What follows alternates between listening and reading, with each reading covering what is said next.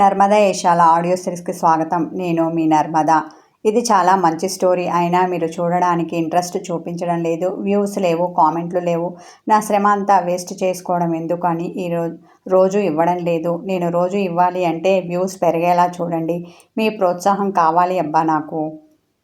ఇక కథలోకి వెళ్దామా? భార్యాభర్తల రొమాంటిక్ లవ్ స్టోరీ చూపులు కలవని శుభలేఖ భాగం 4. ఆమెలో వస్తున్న మార్పు ఆమెకు నచ్చలేదు. చెయ్యి వెనక్కి తీసుకోవాలని చూసింది, కానీ అతడు వదలలేదు. ముసిముసిగా నవ్వుతూ మరింత గట్టిగా పట్టుకొని సున్నితంగా నొక్కాడు. మయూక్ ఇలా రొమాంటిక్ మూడ్లో ఉండగా అక్కడికి షీలా వచ్చింది. ఈవిడ గారు తగదునమ్మా అని రైలు వెళ్ళిపోయిన తర్వాత ప్లాట్ఫామ్ మీదికి వచ్చిన దానిలా పెళ్లి కాస్త అయిపోయాక వచ్చింది. అప్పుడే అక్కడికి వచ్చిన షీలాను చూసి కిసుక్కున నవ్వింది రేష్మ.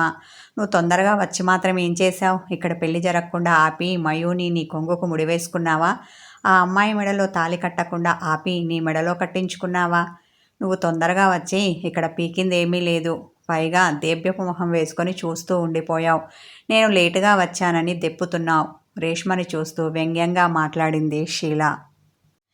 వీళ్ళిద్దరికీ మయూక్ అంటే చాలా ఇష్టం. ఎలాగైనా అతన్ని ఆకర్షించి పెళ్లి చేసుకోవాలి అనుకున్నారు.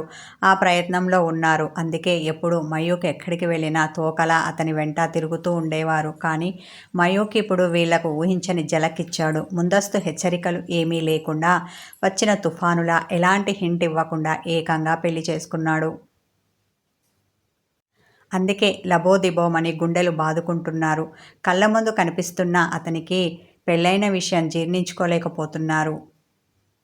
మయూక్ అంటే ఎంత ఇష్టమున్నా పెళ్లి జరగడానికి ముందే అక్కడికి వచ్చిన రేష్మ ఆ పెళ్లిని ఎలా ఆపాలో తెలియక నిస్సహాయంగా అలా చూస్తూ ఉండిపోయింది. కానీ షీలా అలా చూస్తూ ఉండే రకం కాదు. ఏదైనా తాడో పేడో తేల్చుకునే రకం. అందుకే ఇప్పుడు డైరెక్ట్గా మండపం దగ్గరికి వెళ్ళి మయూక్ని నిలదీయాలి అనుకుంది. కోపంతో 4 అడుగులు ముందుకు వేసింది. పెళ్లి తంతు ముగియడంతో అప్పటి వరకు మండపం దగ్గరనే ఉన్న మయూక్ తండ్రి రఘుపతి ఇటుగా వస్తుంటే ఎరుపెక్కిన ముఖంతో క్రోధంగా మయూక్ వైపు వడివడిగా అడుగులు వేస్తూ వస్తున్న షీల అతనికి కనిపించింది. రఘుపతికి మయూక్ ఫ్రెండ్స్ ఎవరో తెలుసు. వాళ్ళు ఎలాంటి వాళ్ళో కూడా తెలుసు. అందుకే అతని ఫ్రెండ్స్ని ఎల్లప్పుడూ ఓ కంట కనిపెడుతూనే ఉంటాడు. ఇప్పుడు మండపం దగ్గరికి వస్తున్న షీల ఏం చెయ్యబోతోందో అతనికి అర్థమైంది. అతడు ఆమెకు ఎదురు వచ్చాడు. హలో షీలా, నువ్వు ఒక్కదానివే వచ్చావా? నీతో పాటు మీ నాన్నగారు రాలేదా? ఆయన ఎక్కడా కనిపించడం లేదు. నేను తప్పకుండా రమ్మని కార్డు పంపించాను. చిరునవ్వుతో ఆమెను అడిగాడు రఘుపతి. అతని నిండైన విగ్రహాన్ని చూసి అతని గంభీరమైన కంఠస్వరాన్ని విని ముందుకు వెళ్ళబోయింది. కాస్త టక్కున ఆగింది షీల. నాన్నగారు ఊర్లో లేరంకుల్, అందుకే ఆయన రాలేదు. నన్ను పంపించారు. పులిలా గాండ్రించబోయింది. కాస్త పిల్లిలా మారి మెల్లగా సమాధానం చెప్పింది. అలాగా, నువ్వైనా వచ్చావు, సంతోషం అన్న రఘుపతి అక్కడి నుండి ముందుకు కదిలి వెళ్ళాడు. షీల నిలువెల్లా నీరు కారిపోయింది. ఏడుపుమొహం వేసుకుని వెనక్కి తిరిగి తన స్నేహితుల దగ్గరికి వచ్చింది. పెళ్లి కార్యక్రమం ముగియడంతో పంతులుగారు సంభావన పుచ్చుకొని వెళ్ళిపోయారు. వచ్చిన అతిథులందరూ వధువర్ల మీద అక్షంతలు వేసి తాము తెచ్చిన కానుకలను ఇస్తున్నారు. ఇలా ఏడుపు మొహాలు వేసుకొని ఉంటే ఎలా? అక్కడ జరిగింది మన స్నేహితుని పెళ్ళి. మనం తన దగ్గరికి వెళ్ళి అక్షంతలు వేసి కంగ్రాట్స్ చెప్దాం. ఈ రాత్రికి పార్టీ ఇమ్మని అడుగుదాం స్నేహితులను ఉత్సాహపరుస్తూ అన్నాడు తరుణ్. ఇక్కడ నా మనసు మండిపోతుంటే మీకు పార్టీ కావాలా అంటూ ఉక్రోషంతో తరుణ్ణి చూసింది షీల. జరిగిందేదో జరిగిపోయింది. అదే మనసులో పెట్టుకొని బాధపడకు. ఇదంతా లైట్ తీసుకో. నీకు మయూక్ కన్నా మంచివాడు నీ లైఫ్లోకి వస్తాడు ఓదార్పుగా అన్నాడు కరణ్.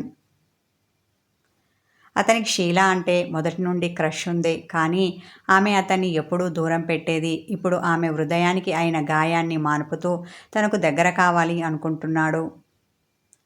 ఆమె అతని మాటల్ని లెక్క చేయకుండా, నాకు ద్రోహం చేసి నా మనసును బాధపెట్టినవాడు సుఖంగా ఎలా ఉంటాడో చూస్తాను కసితో అన్న షీల. మీరు చూస్తూ ఉండండి, ఇంతకింత రివెంజ్ తీర్చుకుంటాను. అసలు వాళ్ళిద్దరిని విడగొట్టి మళ్ళీ మయూని నా సొంతం చేసుకుంటాను అంటూ మంగమ్మ శపథం చేసింది. మీ ఆడవాళ్ళకి సంతోషం వచ్చినా తట్టుకోలేరు, బాధ వచ్చినా తట్టుకోలేరు. ఇప్పుడు నువ్వింతగా పంతం పట్టడం అవసరమా? నిన్ను ఇష్టపడని వాడి కోసం పాకులాడడం వేస్ట్ అనిపించడం లేదా? దానివల్ల నీకు మరింత బాధ పెరుగుతుంది తప్ప నీ మనసుకు శాంతి లభించదు. నా మాట విను. ఈ విషయాన్ని ఇంతటితో వదిలేయ్. అయినా నువ్వెప్పుడూ మయూఖ్ని ప్రేమిస్తున్నానని అతనితో చెప్పలేదు కదా. అలాగే వాడు కూడా నేను ఇష్టపడుతున్నానని నీకు చెప్పలేదు. ఇక మీ ఇద్దరి మధ్య ప్రేమ ఉన్నట్టు ఎలా అవుతుంది? మీరు ప్రేమికులు ఎలా అవుతారు? ఒకసారి ఆలోచించు.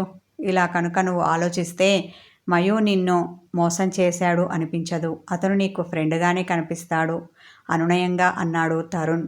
తరుణ్ మాటలు షీలాకు రుచించలేదు. కానీ మౌనం వహించింది. అందరూ పెళ్లి మండపం దగ్గరికి వచ్చారు. ముందుగా తరుణ్ వధువర్ల మీద అక్షంతలు వేసి మయూక్ని హగ్ చేసుకొని, మన ఫ్రెండ్స్ గ్రూప్లో నువ్వు ఫస్ట్ పెళ్లి చేసుకున్నందుకు సంతోషంగా ఉందిరా. Congrats Mayu, happy married life చిరునవ్వుతో అన్నాడు. బదులుగా మయూ నవ్వగానే, ఈ శుభ సందర్భంలో రాత్రికి పార్టీ ఇవ్వాలి, అతనికి మాత్రమే వినిపించేలా చెవిలో గుసగుసలాడాడు. ఓకే అన్నట్టుగా తన కుడి చేతి బొటనవేలు ఎత్తి తరుణ్కి చూపించాడు మయూక్. ఆ తర్వాత రేష్మ గుండెను చిక్కబట్టుకొని కళ్ళల్లో కన్నీళ్లు సుడులు తిరుగుతుండగా వాళ్ళ మీద అక్షంతలు వేసింది. ఎవరూ చూడకుండా కళ్ళు తుడుచుకొని కంగ్రాట్స్ మయూక్ అంటూ అతనికి షేక్ హ్యాండ్ ఇచ్చింది. అతని చేతిని వదలకుండా అలాగే గట్టిగా పట్టుకుంది. ఎప్పుడూ భార్య కొంగు పట్టుకొని ఇంట్లోనే ఉండిపోక మునుపటిలా అప్పుడప్పుడు మా దగ్గరికి వచ్చి టైం స్పెండ్ చేయి, ఊరకంట ముక్తను చూస్తూ అంది షీల. అలాగే అంటూ చిరునవ్వుతో అతను ఆమెను చూశాడు. కానీ చేతిని విడిపించుకునే ప్రయత్నం చెయ్యలేదు మయూక్. ఆ అమ్మాయి ఇలా ఎంతసేపు షేక్ హ్యాండ్ ఇస్తుంది, ఈయన కూడా అలాగే ఆమె చెయ్యి పట్టుకొని ఉన్నాడు, విడిపించుకునే ప్రయత్నం చేయడం లేదు మనసులో అనుకుంది ముగ్ధ. అనుమానంతో వాళ్ళిద్దరి వైపు చూసింది. రేష్మకు కావలసింది కూడా అదే. అబ్బా ఇక వదలవే అంటూ మయూక్ చేతిలో ఉన్న ఆమె చేతిని వెనక్కి లాగింది కేతిక. ఆ తర్వాత తను తెచ్చిన గిఫ్ట్ ఇచ్చి కంగ్రాట్స్ బోత్ ఆఫ్ యూ అంది. బెస్ట్ ఫ్రెండ్నని చెప్పుకునే వాళ్ళకన్నా నువ్వే నయం కేతిక, గిఫ్ట్ ఇచ్చావు, థ్యాంక్ యూ అన్నాడు. కంటి కొసతో తరుణ్ను చూశాడు. పక్కనే ఉండి విన్న తరుణ్కి ఉక్రోషం పొడుచుకొచ్చింది. అవునురా, నేను బెస్ట్ ఫ్రెండ్ను కాను. మరి నువ్వు మాత్రం ఎప్పుడు నన్ను బెస్ట్ ఫ్రెండ్ అని అంటావు. కానీ అలా చూసావా? చూసిన వాడివైతే ఉదయం పెళ్లి పెట్టుకొని రాత్రికి కాల్ చేసి రమ్మని చెప్తావా? అలా చెప్పినందుకే మహాభాగ్యం అనుకొని నేను రాత్రికి రాత్రి రోడ్ల మీదకి పరిగెత్తి నైట్ బజార్ ఎక్కడుందో వెతుక్కొని నీకోసం గిఫ్ట్ కొనుక్కొని రావాలా? అయినా మేం మంచివాళ్ళం కాబట్టి నీ మీద కినుకు వహించకుండా పెళ్ళికి వచ్చాం. దానికి సంతోషించవలసింది పోయి దెప్పుతున్నాడు చూడు అని అతన్ని కోపంగా చూశాడు తరుణ్. ఆ తర్వాత అతని దగ్గరికి షీల వచ్చింది. ఆమె వధువరుల మీద కాకుండా కేవలం మయూకు మీదనే అక్షంతలు వేసింది. ఏమిటి మయూ, ఇలా చూశావు? నేను నీ మీద ఎన్నో హోప్స్ పెట్టుకున్నాను, వాటన్నిటిని గంగపాలు చేశావు.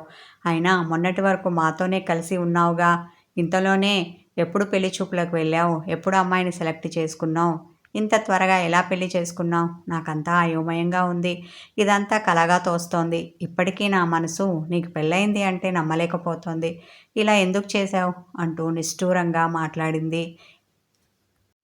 ఏం చెప్పమంటావు షీల, మా డాడీ గురించి నీకు తెలుసు కదా. ఆయనకి ఏదైనా అనిపిస్తే వెంటనే చేసేస్తారు. నాకు పెళ్లి చేయాలి అనిపించిందంట, ఇదిగో ఇలా వెంటనే చేసేశారు అన్నాడు.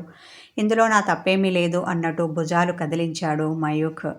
నీకేంటి మయూ, అలానే చెప్తావు. ఇక్కడ నీ పెళ్ళి అవుతుందని తెలియగానే నా గుండె ఒక్కసారిగా కలుక్కుమంది. అది ఒక్క క్షణం ఆగి మళ్ళీ కొట్టుకుంది. అది అలా తిరిగి కొట్టుకోకుండా ఉన్నా బాగుండు, ఇదంతా చూసేదాన్ని కాదు అని విచారంగా ముఖం పెట్టింది. ఈవిడ మాటలు వింటుంటే ఈమె ఈయనని డీప్గా లవ్ చేసినట్టుంది. నాతో పెళ్ళైనందుకు బాధపడుతోంది. అందుకే ఇలా పందిట్లోనే నా ముందే తన విచారాన్ని వ్యక్తపరుస్తోంది. ఇలాంటి గర్ల్ ఫ్రెండ్స్ ఈయనకి ఇంకా ఎంతమంది ఉన్నారో మనసులో వాపోయింది ముగ్ధ. నాకు శ్రీరామచంద్రుడు లాంటి భర్త కావాలి అనుకుంటే ఈయన శ్రీకృష్ణుడు తేలాడు అనుకొని బాధతో నిట్టూర్చింది. మయూక్తో మాట్లాడుతున్న షీల ముగ్ధని ఓరకంట చూస్తూ ఆమె ముఖంలో మారుతున్న రంగులను గమనిస్తోంది. ఎనీహౌ కంగ్రాచ్యులేషన్స్ మయూ అని అతన్ని కావాలని గట్టిగా హక్ చేసుకుంది షీల. ఆమె దురుద్దేశం తెలియని మయూక్ ఆమె చుట్టూ స్నేహపూర్వకంగా చేతులు వేసి హక్ చేసుకొని థ్యాంక్ యూ డియర్ అన్నాడు. అతన్ని వదిలి వెళ్తూ వెనక్కి తిరిగి ముగ్ధను చూసి హ్యాపీ మ్యారీడ్ లైఫ్ అంటూ కన్ను గీటింది షీల. అలా ఆమె ఎందుకు కన్ను కొట్టిందో అర్థం కాలేదు ముగ్ధకు. నీకు హ్యాపీ మ్యారీడ్ లైఫ్ ఉండదు, ఇక నీ బతుకంతా సాడ్ లైఫే. వెలిగించానుగా ఇద్దరి మధ్య అగ్గిపుల్ల, చూస్తాను మీ మధ్య పోట్లాట ఎలా ఉంటుందో అనుకున్న షీల, మిమ్మల్ని ఎప్పటికీ కలిసి కాపురం చేయనీయను, మధ్య మధ్యలో వచ్చి పుల్లలు పెడుతూనే ఉంటాను. అక్కడి నుండి వెళ్తూ కసిగా పళ్ళు నూరుకుంది. ఆ తర్వాత మయో ఫ్రెండ్ కరణ్ వచ్చాడు. కంగ్రాచులేషన్స్ బోత్ ఆఫ్ యూ అన్నాడు. ఇద్దరికి కలిపి ఫ్లవర్ బొకే ఇచ్చాడు. మయూని హక్ చేసుకొని నీకు పెళ్ళయింది బ్రో, పెద్దవాడివైపోయావు, ఇక మీదట బుద్ధిగా ఉండు, ఇంతకు ముందుగా అల్లరిగా అమ్మాయిల చుట్టూ తిరక్కు, మా చెల్లిని జాగ్రత్తగా చూసుకో, తన మనస్సు కష్టపెట్టే పనులేమీ చెయ్యకు, తనకెవరూ లేరు అనుకోకు, ఈరోజు నుండి అన్నగా నేనున్నాను ముగ్ధ వైపు చూస్తూ చెప్పాడు. వీడిక మీదట షీలా వైపు కన్నెత్తి చూడకూడదు, అలా చూస్తే షీలా నాకు దగ్గరవ్వదు, నాకెప్పటికీ తను దక్కదు మనసులో అనుకున్న కరణ్ మయూకి ఇలా హితబోధ చేశాడు.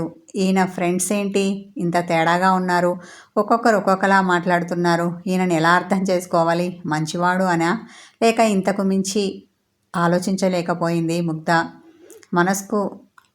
మనకున్న స్నేహితులను బట్టి మన వ్యక్తిత్వాన్ని అంచనా వేయొచ్చు అంటారు, మరి ఈయనకున్న స్నేహితులను బట్టి నేను ఈయన వ్యక్తిత్వాన్ని ఎలా అంచనా వేయాలి, అతని ఫ్రెండ్స్ వాళ్ళకని చూసి ఆలోచనగా అనుకుంది ముగ్ధ. కరణ్ ఇంకెంతసేపు, త్వరగా రా, ఆకలి వేస్తోంది, భోంచేద్దాం అంటూ కేక వేశాడు తరుణ్. ఇంకా పెళ్లి మండపంలోనే ఉన్న కరణ్ వస్తున్నా అన్నాడు. బాయ్ రామయ్యు, ఇన్నాళ్ళు ఎక్కడికి వెళ్ళినా కలిసి వెళ్ళాం, కలిసి భోజనం చేశాం, ఇక మీదట నువ్వు లేకుండానే ఈ పనులన్నీ మేం చెయ్యాలి విచారంగా అన్నాడు. అరే ఇలా నన్ను వేరు చేసి మాట్లాడకురా, రేపటి నుండి నేను కూడా మీలో ఒకడిని, ఇంతకు ముందులాగానే కలిసి ఎక్కడికైనా వెళ్దాం, పార్టీలు చేసుకుందాం, ఈ ఒక్క పూటకి మీరు వెళ్ళి భోంచేయండి అని చెబుతూ చిన్నగా నవ్వాడు మయూక్. అలా కుదరదురా, నీకు పెళ్ళయింది, నువ్వెక్కడికి వెళ్ళినా మా చెల్లితోనే వెళ్ళాలి, తనతోనే కలిసి ఉండాలి, అదే కదా భార్యాభర్తల బంధం అంటే అన్నాడు. తనని పదే పదే చెల్లెలు అంటున్న కరణ్ని చూస్తోంది ముగ్ధ. ఆమె చూపుల అర్థాన్ని గ్రహించిన వాడిలా, వీడికి ఒక చెల్లెలు ఉండేది, ఆమె అంటే వీడికి చాలా ఇష్టం, కానీ ఆమె చిన్నప్పుడే చనిపోయింది, అందుకే వీడు తనకు నచ్చిన అమ్మాయితో తన చెల్లెల్ని వెతుక్కుంటూ ఉంటాడు, అందుకే నిన్ను చెల్లెలిగా భావించి అలా పిలుస్తున్నాడు అన్నాడు మయూ. నాకు కూడా అన్నయ్య లేడు, మీరు నన్ను చెల్లెలుగా భావించినందుకు థ్యాంక్ యూ అన్న ముగ్ధ 2 చేతులు జోడించి కరణ్కు నమస్కారం పెట్టింది. అతను చిన్నగా నవ్వి ప్రతి నమస్కారం చేశాడు. కొత్త దంపతులు కూడా డైనింగ్ టేబుల్ దగ్గరికి చేరారు. మంచి ఆకలి మీద ఉన్న మయూ భోజనం వడ్డించిన వెంటనే తినాలని చూశాడు. అలా తినకూడదు, ముందు అమ్మాయికి తినిపించు అంది మయూ అక్క దీపిక. తను తినబోయినవాడు కాస్త ఆగి తన చేతిలో ఉన్న జాంగ్రీని ముగ్ధ నోటి దగ్గర పెట్టాడు. ఇప్పటికీ ఈయన ఈ చేతితో ఎంతమంది గర్ల్ ఫ్రెండ్స్కి తినిపించి ఉంటాడో అనుకుని ఆమె తినడానికి తటపటాయించింది. ఈ రొమాంటిక్ కథ కొనసాగుతుంది. హాయ్ వ్యూవర్స్, దీంతో పాటు ఇస్తున్న మరో స్టోరీని కూడా చూసేసి రెండిటికి కలిపి లైక్ చేయండి, కామెంట్ చేయండి, హైప్ చేయండి.